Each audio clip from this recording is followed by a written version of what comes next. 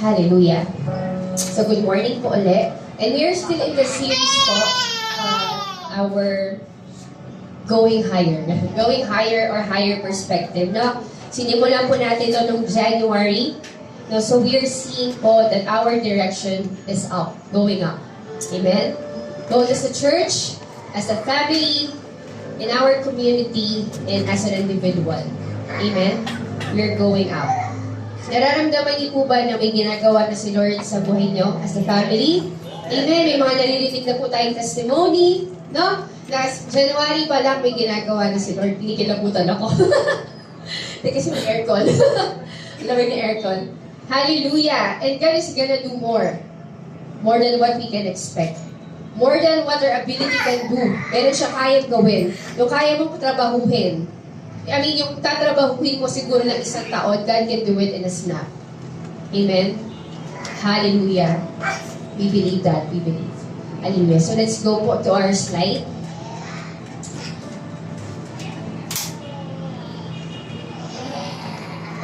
Okay. Hallelujah. So pag-uusapan po natin ngayon is the book, Psalm 24.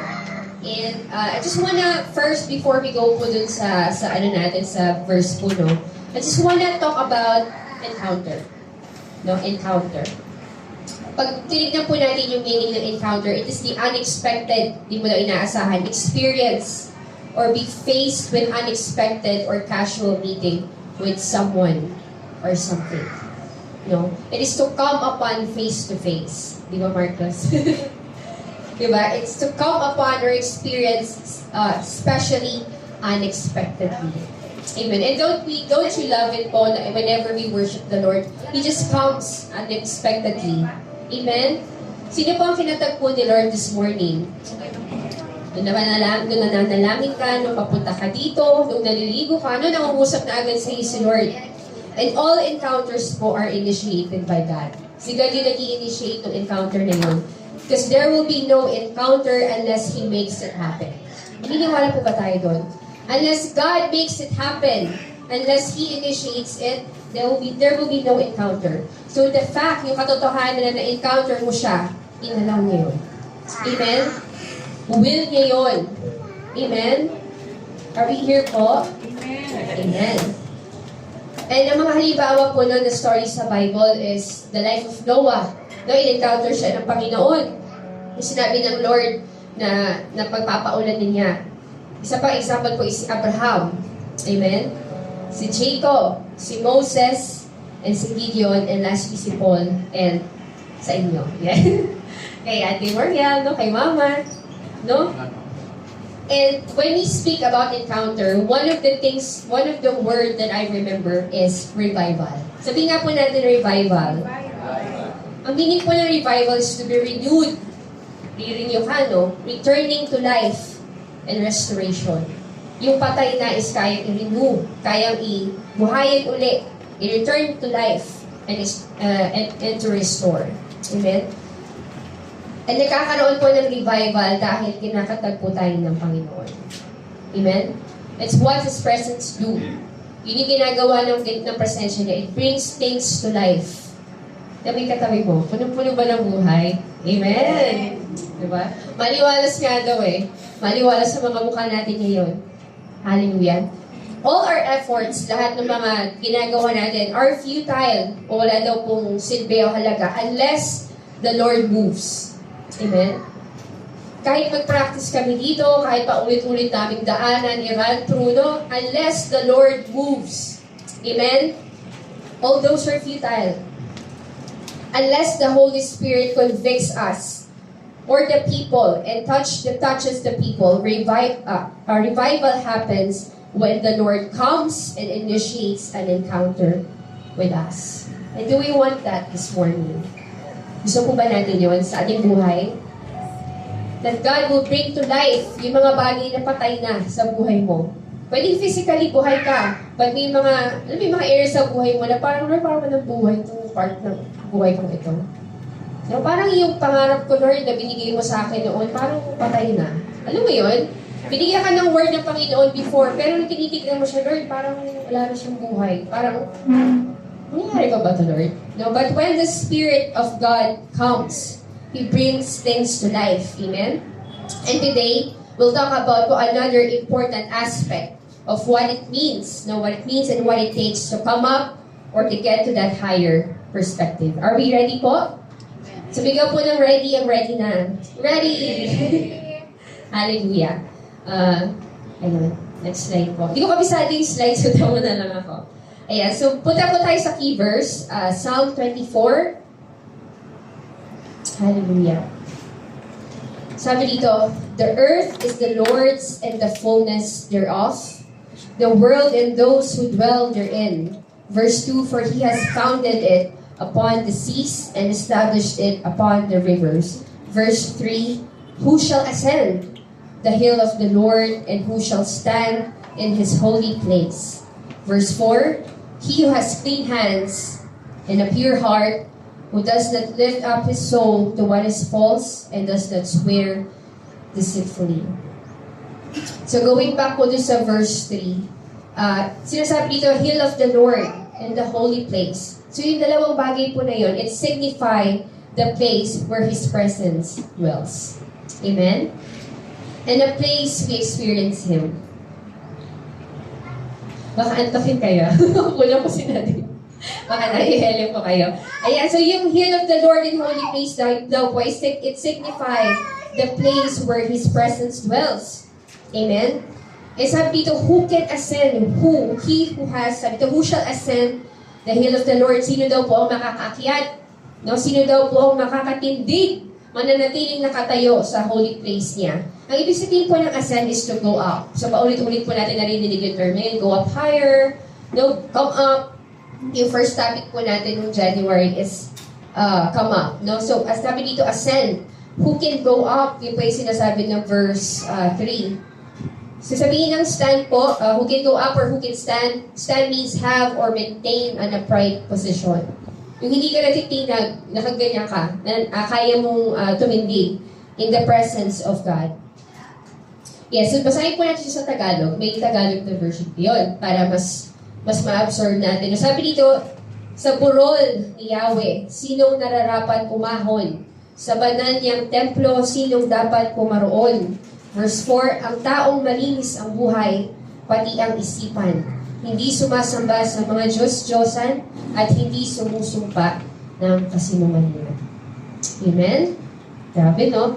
And after reading po yung verses na yun, no, we would understand, kahit iasas lang po ang buhay natin, na-meet po ba natin yung sinasabi doon? Na malinis ang buhay, pati ang isipan. Kanina lang, nung may nag-overtake sa'yo, nag-gigil ka, di ba? Isipan, hindi sumasamba sa Diyos-Diyosan, at hindi sumusumpa ng kasinungalingan. And upon reading those verses po, we understand that no one can really go up naturally on their own, with their own strength, to that hill na sinasabi dito sa Psalm. Amen? Tama po ba? Pag inisip natin, totoo, malinis na nga kaya talaga yung buhay ko. Kung hindi tayo pasok doon, hindi natin siya mapupuntahan yung sinasabi ni Lord na ascend.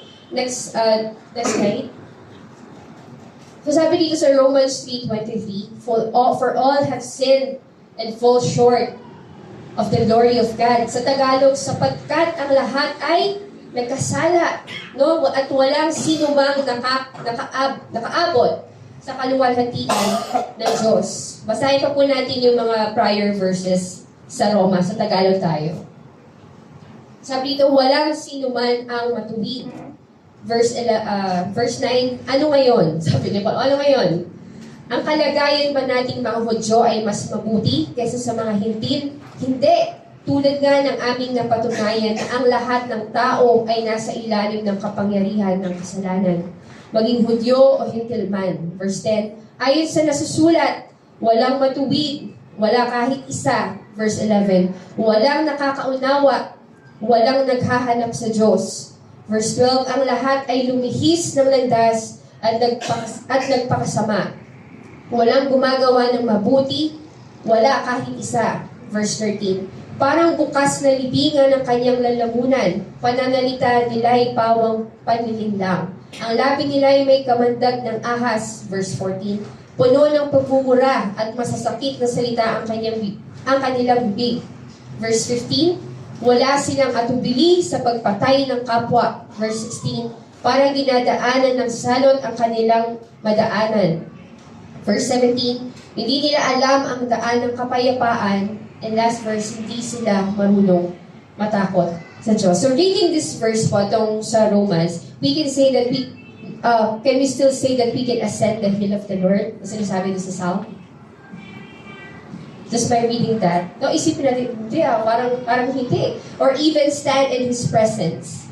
And ano po yung pinupunto natin dito? It is true that God cleanses us from our sins when we accepted Christ Jesus. Tama po, nilinis na tayo. Amen? Lahat po ba ng tinanggap ni Lord tumanggap kay Lord is nilinis niya? Amen. Amen, no? But there is one more thing. Sabihin po natin, one more thing. Sige po, one more thing. God is intending or planning to do so that we can truly experience the fullness of your presence. Ano yung one thing na yun? Okay, so next slide po. So our topic for today po is maikli lamang, but I hope that everyone po we get the message po na sinasabi ni Lord. Sabi dito sa wala po ba yung verse? Ayan. Sabi dito sa Malakay 3. So si Malakay po, noon siya, ginagamit natin siyang verse lagi for giving. Tama? Dito natin nakikita yung parang give mo yung tithes mo and see if I will not open the heavens for you. But we will read this verse po na nandun din sa book na yan. Sabi dito, behold, I send my messenger and he will prepare the way before me. And the Lord whom you seek will suddenly, ito yung sinasabi natin kanina na encounter, yung suddenly, will suddenly come to His temple. So na po darating sa temple niya, sa church niya, sa buhay natin. Amen? Kasi tayo daw po ang temple ng Lord, di ba? And the messenger of the covenant in whom you delight. Yung sinisik daw po natin, behold, He is coming, says the Lord of hosts. Verse 2, but who can endure? Katulad nung kanina, who can ascend? Sabi sa Psalm, but who can endure the day of His coming? And who can stand when He appears? Sabi kanina, who can stand in His holy place? For He is like a refiner's fire and like fuller's soap. Verse 3, He will sit as a refiner and purifier of silver. And He will purify the sons of Levi and refine them like gold and silver. Sabihin nga po natin ulit, refiner. Sa Tagalog po is nagpapadalisay. Yung tawag sa refiner. Hindi po to si Ricardo Dalisay, ha? Hindi po si Ricardo Dalisay nagpo-purify sa atin. It's the Lord. Tinawag ni Lord ang sarili niya as a refiner. Okay? Or purifier. First point po natin is, the Lord will refine His church. Amen? He will not just cleanse you and the church or us, but He will also refine us. Amen? Sabihin nga po natin ulit, nagpapadalisay. Just as how God is eager, very eager to save us, to deliver us, katulad nung kinakanta natin kanina, and to bless His children, it is also His divine plan and purpose to refine us. Amen? Dalisayan yung those who are His, yung tumatawag sa Kanya na Ama. Amen? Those who call Him Lord and Father, it is divine plan and purpose to refine us. Amen? Not just to cleanse us. Okay, malalaman natin mamaya yung difference ng cleanse and refining. Amen? Okay, so balik po tayo dun sa Malakay po. Nandiyan po ba? Dilagay ko ba? Yeah, sabi dito, but who can endure? Natulog yung tablet. Ayan. But who can endure the day of His coming? And who can stand when He appears? For He is like a refiner's fire and like fuller's soap. He will sit as a refiner and purifier of silver, and He will purify the sons of Levi and refine them like gold and silver. I-refine daw ni Lord yung sons of Levi like gold and silver. Next slide po tayo. So, ito po yung, medyo magiging lang, kukwento ko lang po sa inyo kung paano yung actual na ginagawa ng mga nagre-refine talaga ng gold and silver. Okay, are we ready po? Are we all awake? Ayan, sabi po dito, so, refining and cleansing, pag-uusapan natin yung difference ng dalawa. So, ito po sa side na to, ito yung aspect. So, ang goal po ng refining versus cleansing, ang refining po is to purify or improve the material's quality by removing impurities. While cleansing is to remove, ang cleansing naman po is to remove the surface dirt, nasa surface lang, grime or debris, no? So process, pagdating naman po sa process daw, pag refining, ginagawa niya is complex process, often involving heat, apoy daw po, init, chemical, oil, or electrolysis. Electrolysis. Di ba? Pero pag cleansing daw po is just a simple washing, scrubbing, or sanitizing. Okay? Sa resulta naman po results, pag refining daw po, ang nagiging resulta is a pure or high quality substance. Katulad ng pagre-refine ng silver or gold. While cleansing is a cleaner surface or object, but not necessarily purified at the molecular level. Lastly is intensity. Ang refining daw po is intensive and it alters the substance properties. So it does not only clean, di lang yan nililinis yung bagay na nire-refine niya, binabago niya. Amen? Ina-alter niya yung substance. Pag tinignan niyo po yung gold, yung as is lang siya, hindi mo siya makikita ang gold unless it is refined. Amen? So, ina-alter ng refining yung substance, no? Binabago niya. Ang cleaning naman daw po is less intensive and mostly affects the surface. Surface lang, no? Pag nilinis mo, yan, cleansing lang yan. Pero iba daw po yung refining. So, katulad po ng sinasabi natin kanina, the Lord doesn't just want to cleanse us. No? Kasama po ang cleansing, but He also wants or desires, it's also His plan, to refine us, to refine His church. And refining is more about purifying, no? Transforming. Katulad kanina, ina-alter niya, binabago niya yung composition ng bagay. Next slide po tayo. Ayan, so katulad nito, parang, in summary, cleansing is a simpler, more general process aimed to removing dirt, debris, or surface impurities from a material, object, or even a person's body. I-gets mo natin, difference ng cleansing and refining. Ang refining nga po is a more technical and complex process used to purify a substance, often a metal like silver, gold, or oil. The goal of refining is to what? To remove impurities or unwanted elements to achieve a purer form of the material. So yun daw po ang goal ng refining is to achieve a purer form. Sabihin nga po natin sa katabi natin, purer form. Ayan. Yan. Next slide po tayo.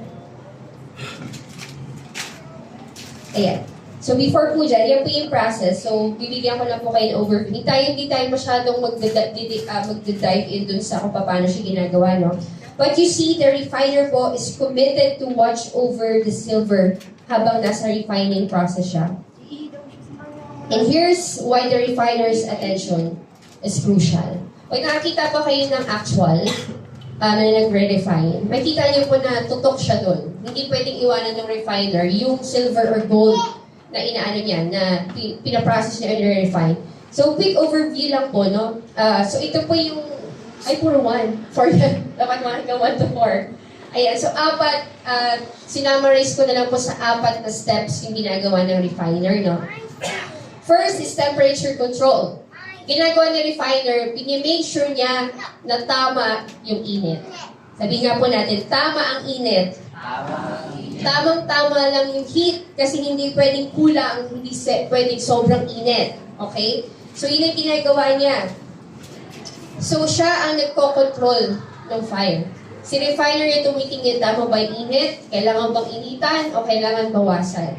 Yun, kasi if the temperature is too high or too low, the impurities na po is hindi magsa-separate properly. Okay, so ang goal ng refining is to separate impurities. And yun ang ginagawa niya doon sa first step is to make sure that the temperature is just right. Amen? Okay. Second step po is electrolytic. Yun, so ginugol ko talaga yun. Electrolytic. Sorry nga, medyo technical po, no? Hindi naman tayo magdudwal dito. Electrolytic, para lang po may may idea kung paano yung actual na ginagawa nila. Electrolytic refining. So, electrolytic refining is gumagamit po sila ng solution. Solution na parang chemical, madalas sa silver nitrate, na makakatulong sa pag-separate ng impurities, no? So, si refiner nila nag-monitor kung sapat pa yung strength ng solution. Amen? So, third step naman po is inspection of impurities and slag. Pag sinabi natin slag, sinerge ko po siya, slag is the waste matter. Ito yung impurity. Yun yung tawag sa kanya slag. Waste matter separated from metals during smelting or refining. So, ang ginagawa ni refiner, no? Nilagyan niya na sa fire, nilagyan niya ng solution, tinitignan niya kung humihiwalay na yung impurities. And when you make sure niya that the slag is not left for too long, pag nakikita niya na umaangat na impurities, inaalis niya na. Yung slag, inaalis niya na yun. Okay? So,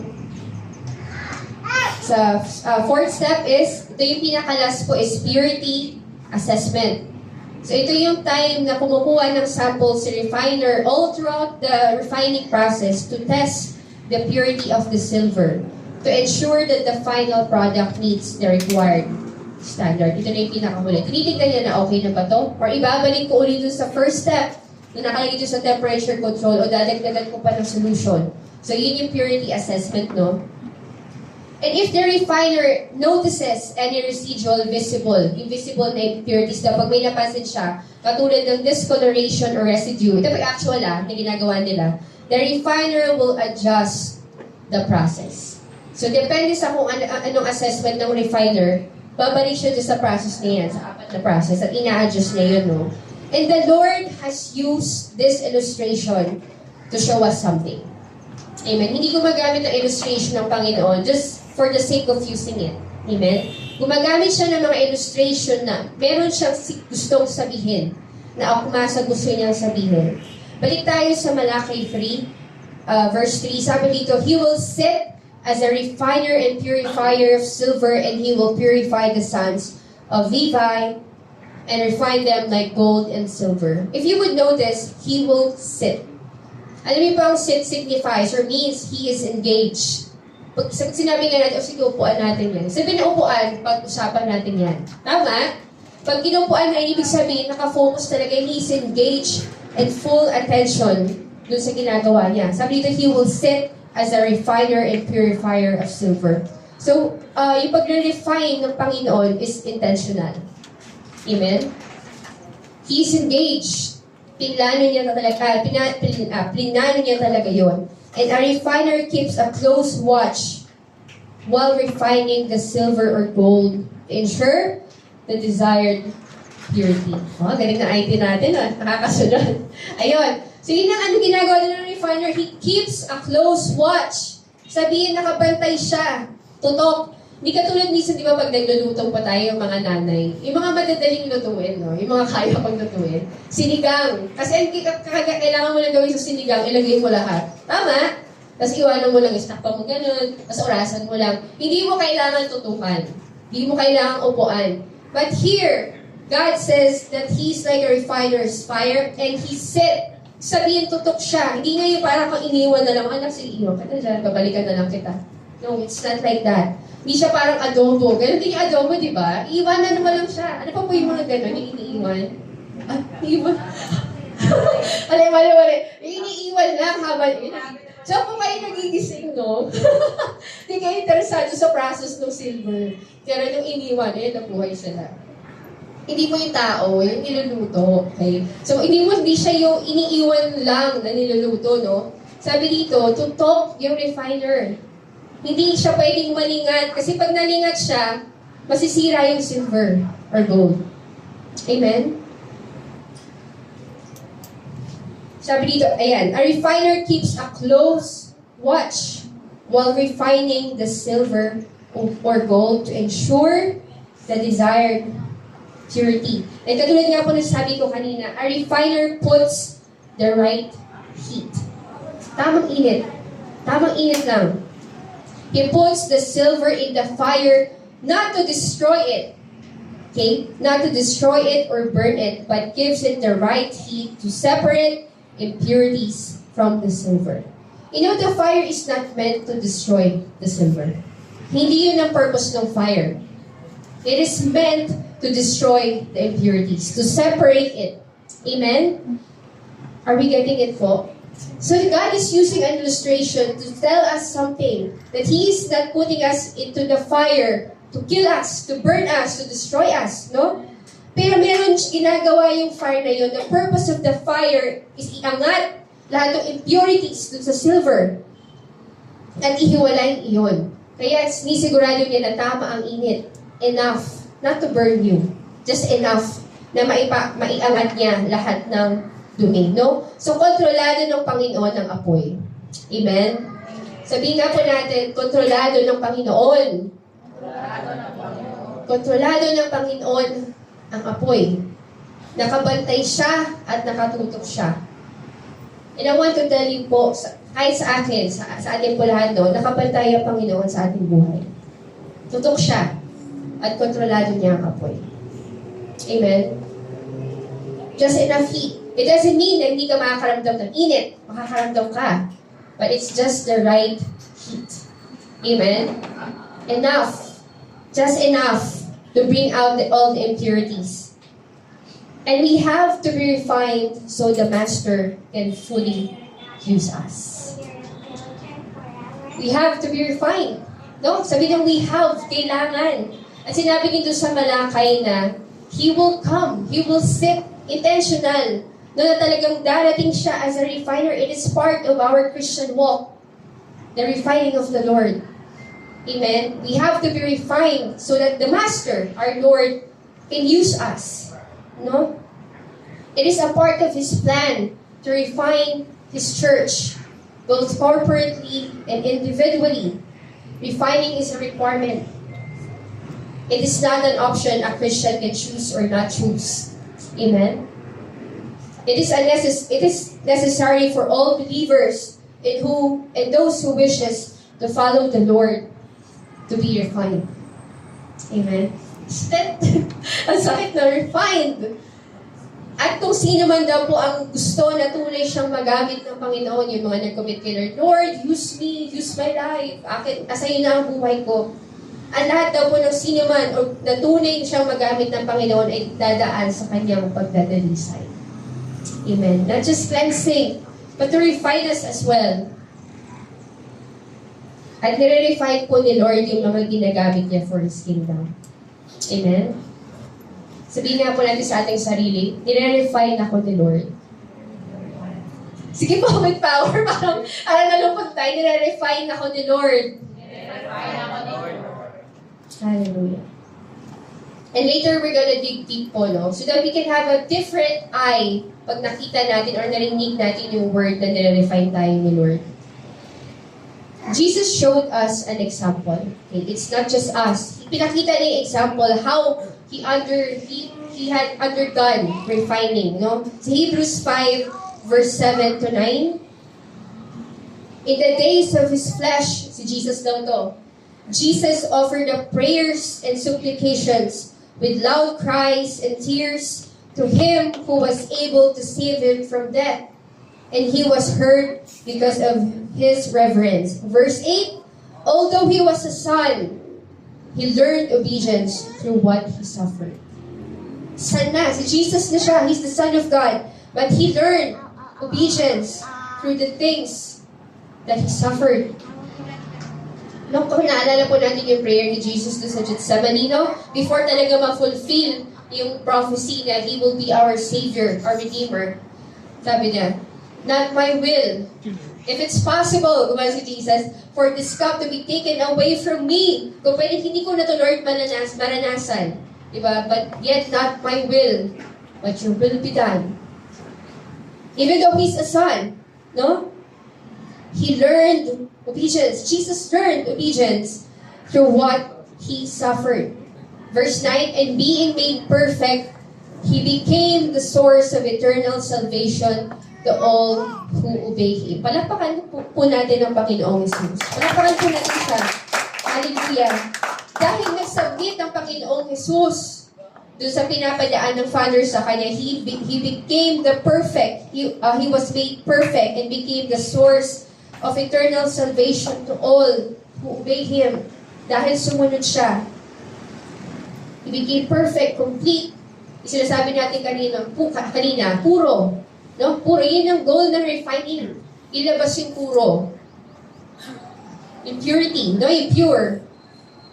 And we go through different types of suffering. Yung sinasabi ni Pastora, di ba, na pag sumunod ka sa Panginoon, it's part. Why is it part? Because suffering is not just to hurt us or give us a hard time. Yung parang gusto ko lang pahirapan there, it's not just to hurt us or give us a right time or magmukmuk tayo sa isang tabi, no? But its purpose is to refine you and me.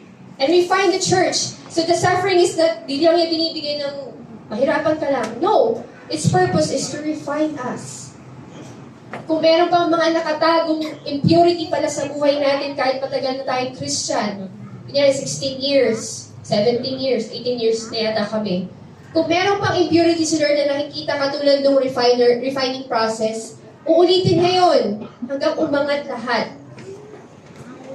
And then, like what I said, the fire is there not to destroy you. Amen? But the purpose of it is to refine you, because there will be no refining unless there is fire. Amen? It's part of it. And we always hear, no, pag may naririnig tayo, may nagsishare ng problema, we always hear na may purpose si Lord, purpose si Lord, may dahilan lahat, no? But aside from that, it is also crucial that we have a deep relationship with the Lord. Amen? With the refiner. So that we can fully trust Him. Amen? Kailangan natin to para buong puso natin siya mapagkatiwalaan.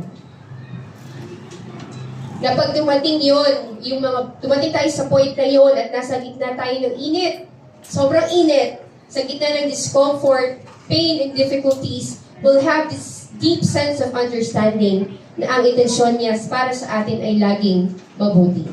Amen? Laging mabuti.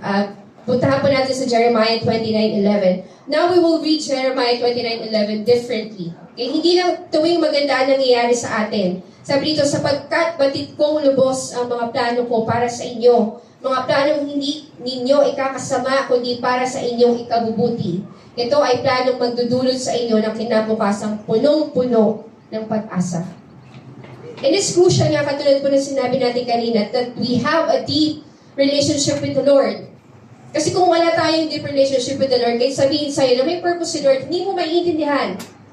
Kasi you don't know the Lord. Wala kang relationship sa Kanya. Pero kung meron kang malalim na relationship sa Kanya, you can fully trust Him. Amen? Na kung ano man ang pinangyayari niya sa buhay natin, sa bukas, sa susunod, laging intensyon niya is laging mabuti. Amen? Laging mabuti.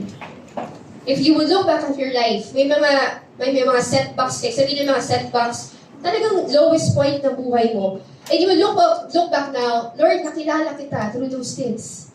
And God used those things na pwede nating isipin na ang hirap, ang init, pero ginamit ng Panginoon. And His intention was good. It was for your good. Kaya sabi niyo po sa verse, Romans 8:28, alam natin sa lahat ng bagay ay gumagawa ang Diyos para sa mabuti kasama ng mga nagmamahal sa Kanya, silang mga tinawag ayon sa Kanyang layunin. Sa English yan. And we know that God causes everything to work together for the good of those who love God and are called according to His purpose for them. So kahit ano daw po ang nangyari sa buhay natin, no? Ginagamit pa rin yun ng Panginoon sa ikabubuti natin. Everything will work together. Amen? Amen po? For those who love God and called according to His purpose. Balik po tayo sa Malakay 3.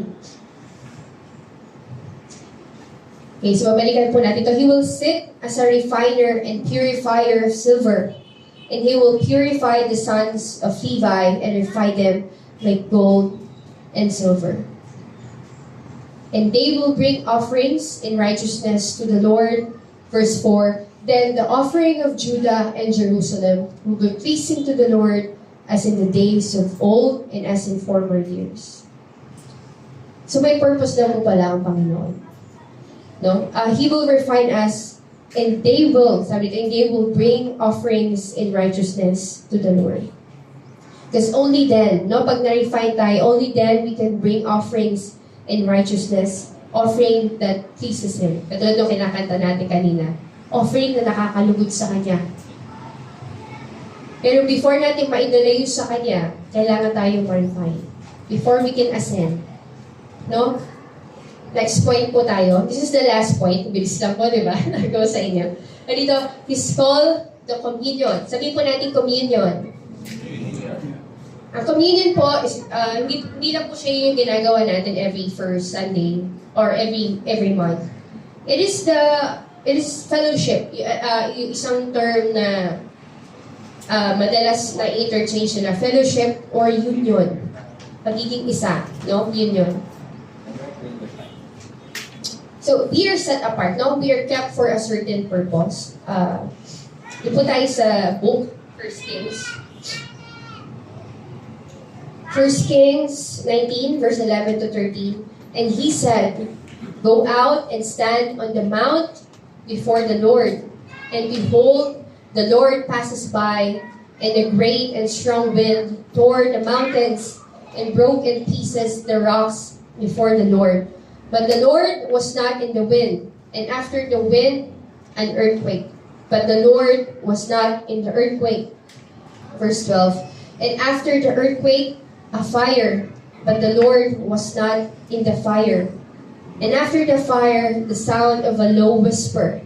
And when Elijah heard it, he wrapped his face in his cloak, and he went out and stood at the entrance of the cave.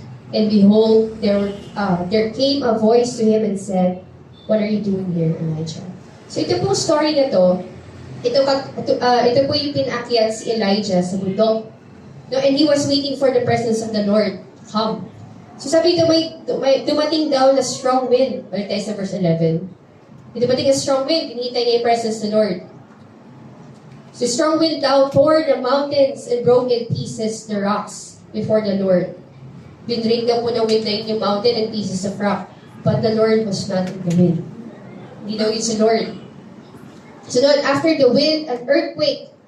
Or dumating daw po yung earthquake. So pwede isipin ni Elijah, ito na si Lord! Earthquake na, pero sabi dito, but the Lord was not in the earthquake. Verse 12, and after the earthquake, a fire. But the Lord was not in the fire. And when and after the fire, the sound of a low whisper.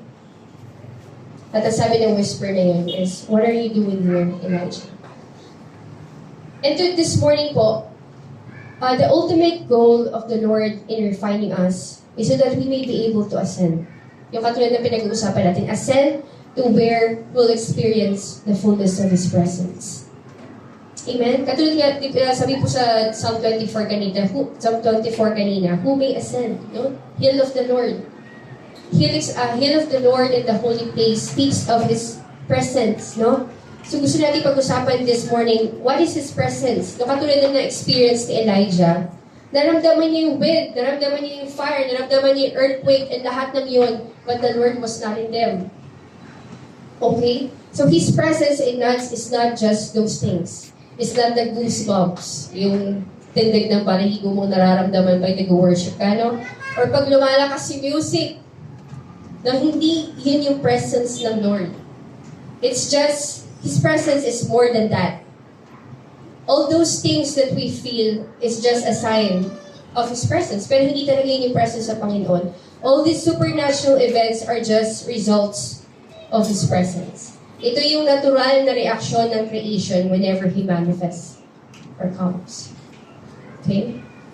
And He is so much more than what we can comprehend. And let's go to book of Ezekiel. Ito po yung book about dun sa water flowing from the temple. Yung nagsimula siya sa ankle deep, nagsimula sa knee hanggang sa waist. No, sabi dito, Ezekiel 47 verse 1, Then he brought me back to the door of the temple, and behold, water was issuing from below the threshold and of the temple toward the east. So meron daw pong water na umaagos, no, from the threshold of the temple. Talo tayo sa verse 9. And wherever the river goes, every living creature that swarms will live, and there will be very many fish. For this water goes there, and the waters of the sea may become fresh, so everything will live where the river goes. Ito yung pinag-uusapan natin kanina na encounter or revival before po natin basahin yung key verse.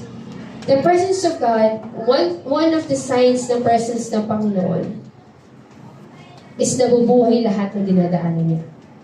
Amen? Nabubuhay lahat ng dinadaanan niya. Amen? So whatever you allow in your life, na inaalam mo siya sa Panginoon, inahayaan mo kung gano'n siya doon, it lives. And probably, ibang area ng buhay natin, probably, parang pamatay na, no? Mamamatay na, or wala ng buhay, baka kailangan ulit ng presence ni Lord. Amen. Baka kailangan mo siyang i-allow sa area na yun ng buhay mo. Katulad na sinabi ni Andrew Murray, dinefine niya yung revival sa ganitong way. Making alive again those who have been alive but have fallen into what is called a cold or dead state. Hallelujah. Sabi sa John 10:10, the thief comes only to steal and kill and destroy. I came that they may have life and have it abundantly. Thank you, Lord. And this morning po, I know everyone wants to ascend. No, yung sinasabi na ascend. Noong January pa natin sinasabi, wants to go up higher. No? Lahat tayo gusto natin noon. Amen? Hallelujah. Gusto natin ma-encounter ang Panginoon. But also today, we talked about that in order for us to ascend, we must be willing to submit to His refining. Amen? Hallelujah. And He knows, balik po tayo sa refiner, no? The refiner knows the silver is pure when he can see His face reflected in it. So isa sa mga sign, isa sa mga tinitignan ng refiner para malaman niya na pure na yung silver, no, is pag tinignan niya na, para na siyang salamin, nakikita na ng refiner yung imahe niya. Yung image niya, pag sumilip siyang ganun, pure na to. Nakikita na yung imahe niya, hindi na malabo. Wala nang impurities, no? Hindi na distorted. Pag sinilip niya yung silver or yung gold, nakikita niya na yung mukha niya. Hallelujah. Ito rin po ang gusto mangyari sa atin ng Panginoon.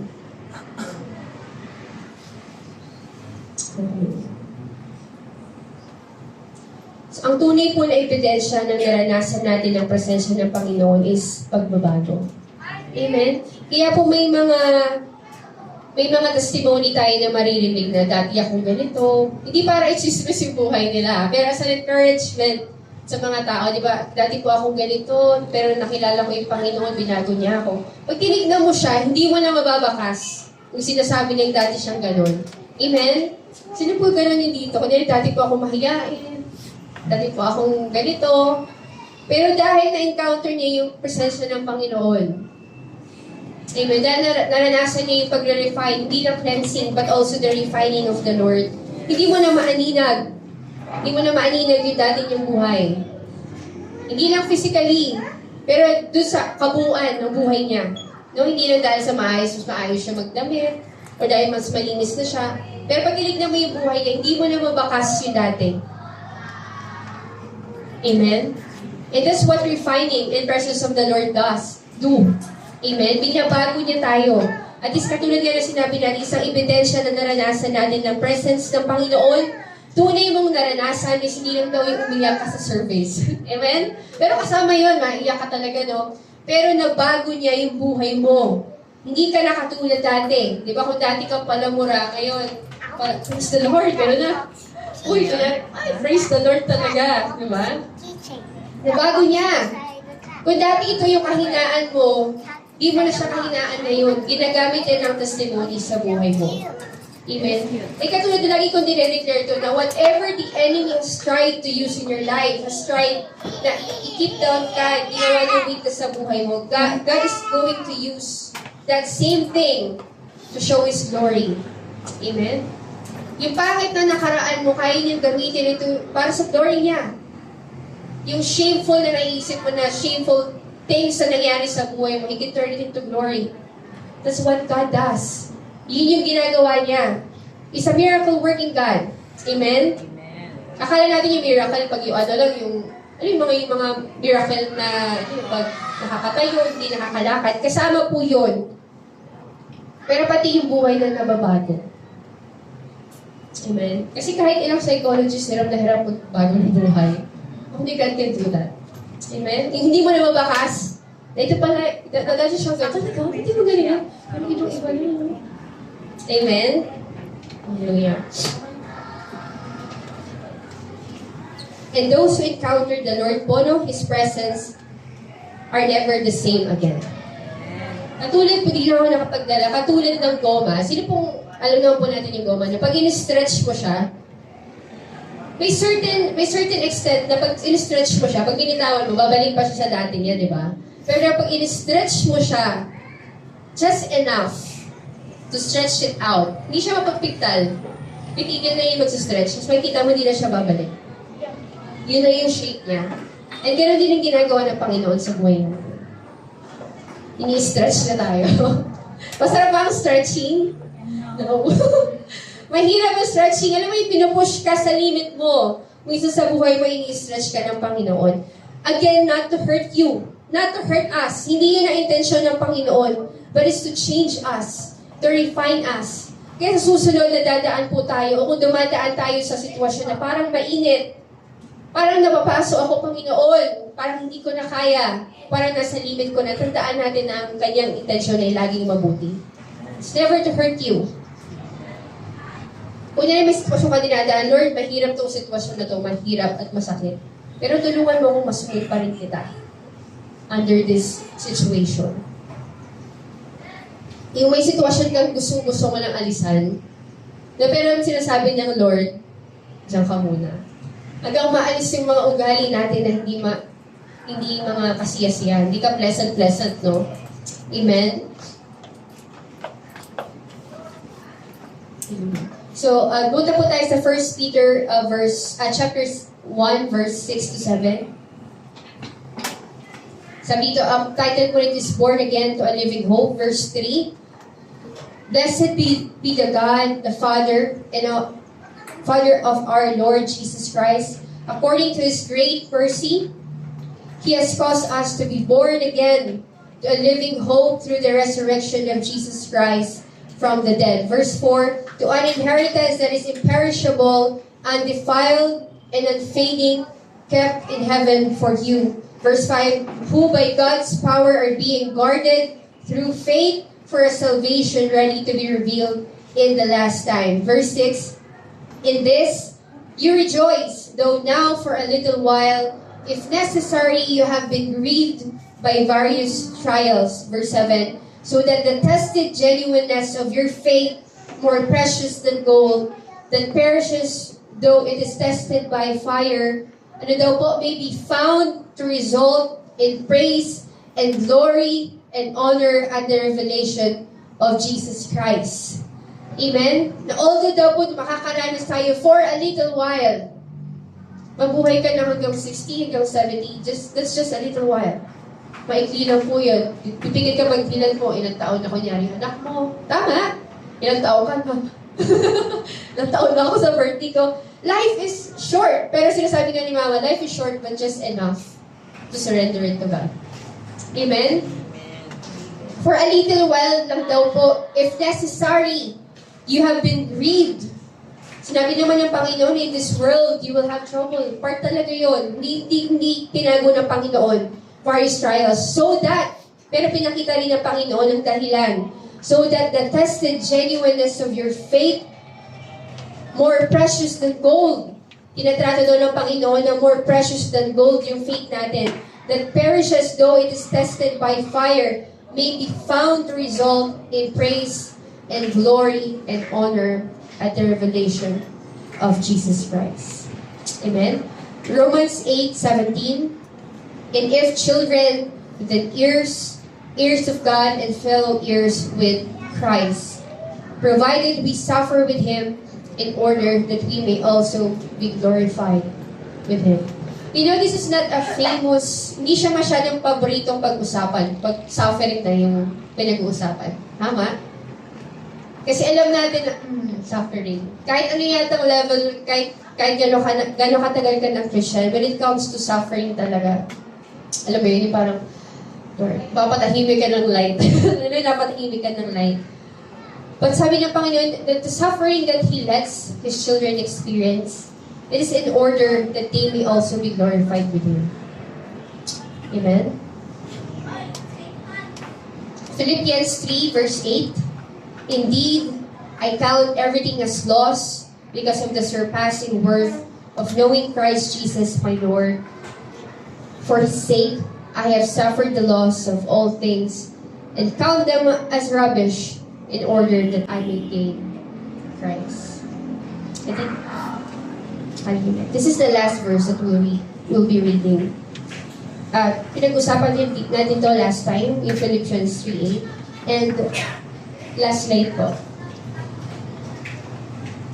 And the main goal of the Lord po is for us, no? The Lord wants us to be so changed. Binago pa. So changed that we come to that place where His presence is everything to us and everything else is second po. Amen.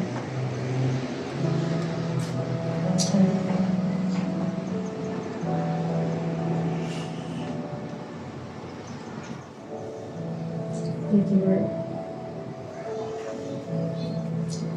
And I know that all of us, lahat tayo meron tayong kina-climb up na mountain.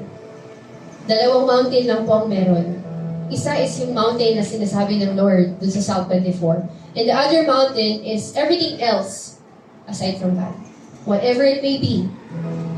Dalawa lang ang mountain na meron tayo sa buhay natin. It's either you climb up yung mountain na sinasabi ng Lord sa Psalm 24, or you climb that mountain, the mountain of everything else, kahit anong bagay, aside from the Lord. And what is the mountain that we are climbing today?